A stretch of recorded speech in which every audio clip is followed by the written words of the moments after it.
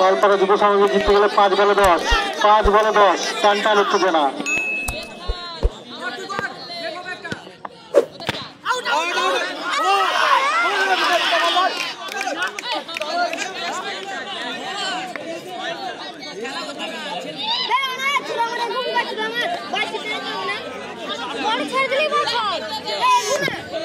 জিততে গেলে 4 বলে 6 রান লাগবে।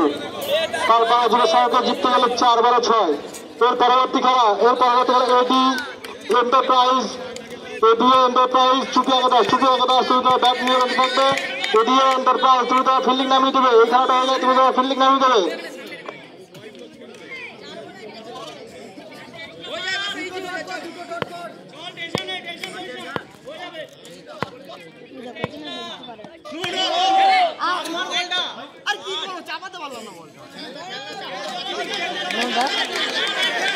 চার বলে 5 পালপাড়া যুব সমাজে জিততে গেলে 4 বলে 5 রান লাগবে।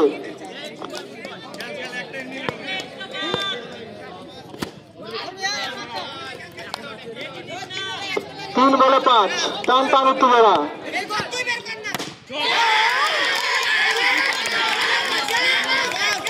2 বলে 1।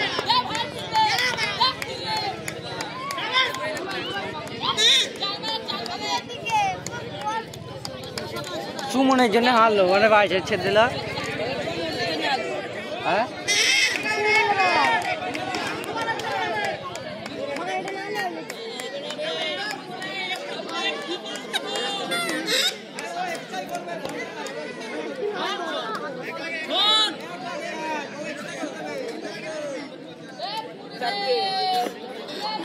পালপাড়া যুব সঙ্গে জিততে গেলে 2 বলে 1 রান লাগবে। Match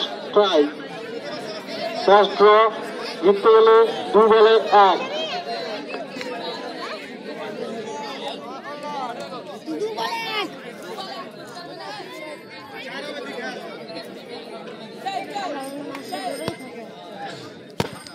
Hey!